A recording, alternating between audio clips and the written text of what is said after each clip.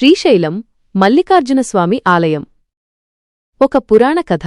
ఆంధ్రప్రదేశ్లోని నంద్యాల జిల్లాలో దట్టమైన నల్లమల అటవీ ప్రాంతంలో వెలసిన శ్రీశైలం 12 జ్యోతిర్లింగాలలో ఒకటిగా, అష్టాదశ శక్తిపీఠాలలో ఒకటిగా ప్రసిద్ధి చెందింది. ఇక్కడ పరమశివుడు మల్లికార్జునుడుగా, అమ్మవారు భ్రమరాంబికాదేవిగా పూజలందుకుంటారు.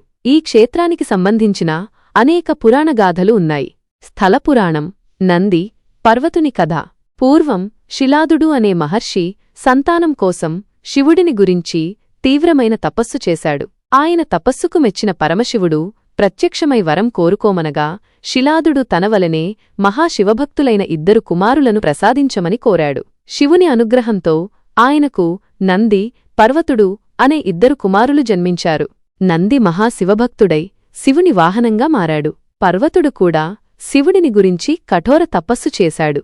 ఆయన తపస్సుకు మెచ్చిన శివుడు అమ్మవారైన పార్వతితో కలిసి పర్వతుని శిరస్సుపై నివసించమని కోరగా పర్వతుడు పర్వతంగా మారిపోయాడు. ఆ పర్వతమే ఇప్పుడు శ్రీశైలంగా పిలువబడుతోంది. శ్రీశైలం మొత్తానికి భూమికి నాభిగా చెబుతారు. అందుకే ప్రపంచంలో ఎక్కడ సంకల్పం చేసినా శ్రీశైలం ఏ దిక్కున ఉంటే ఆ దిక్కును ప్రస్తావిస్తారు. మల్లికార్జున నామ ప్రశస్తి. మల్లికార్జునుడు అనే పేరు వెనుక అనేక కథలున్నాయి. ఒక కథ ప్రకారం పూర్వం తల్లిదండ్రులపై కోపించిన కుమారస్వామి కైలాసం నుండి వచ్చి క్రౌంచ పర్వతం, నేటి శ్రీశైలం చేరాడు. కుమారస్వామి ఉన్నచోట మద్దిచెట్టుకు మల్లెతీగ అల్లుకుని ఉండేది. కుమారుని కోసం వచ్చిన శంకరుడు ఆ చెట్టు క్రిందనే లింగరూపంలో వెలిశాడు. మల్లెతీగ, అర్జున, మద్దిచెట్టు పదాలను కలిపి మల్లికార్జునుడు అనే పేరు వచ్చిందని చెబుతారు. మరొక కథ ప్రకారం పూర్వం చంద్రవంశపు రాజు అయిన చంద్రగుప్తుని కుమార్తె చంద్రావతి శివుని పరమభక్తురాలు. ఆమె అనునిత్యం ఇక్కడి స్వామిని మల్లికా పుష్పాలతో పూజించడం వలన స్వామికి మల్లికార్జునుడు అనే పేరు వచ్చిందని చెబుతారు. భ్రమరాంబికాదేవి. అరుణాసురుని సంహరించిన తరువాత భ్రమరాంబికాదేవి దేవతల కోరిక మేరకు శ్రీశైలాన్ని నివాసయోగ్యమని తలచి తనంతట తానుగా భ్రమరాంబికాదేవిగా ఇక్కడ వెలసిందని పురాణాలు చెబుతున్నాయి.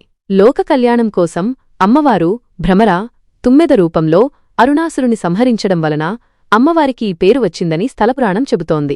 ఈ దేవాలయంలో గర్భాలయం వెనుక భాగమున గోడకు చెవి ఆంచి వింటే ఝుమ్మనే భ్రమరనాదం వినిపించడం ఇక్కడి ప్రత్యేకత. ఆలయ విశిష్టత. శ్రీశైలం క్షేత్రం యుగాల చరిత్ర కలిగి ఉంది. కృతయుగంలో హిరణ్యకశిపుడు శివుడిని ఇక్కడ పూజించినట్లు చెబుతారు. త్రేతాయుగంలో శ్రీరామచంద్రుడు, సీత ఇక్కడ సహస్రలింగాన్ని ప్రతిష్ఠించి పూజించారని ప్రతీతి. పాండవులు కూడా ఇక్కడ 5 శివలింగాలను ప్రతిష్ఠించారని చెబుతారు. ఇక్కడ ప్రతి రాయి శివలింగమే అనే విశిష్టత కూడా ఉంది.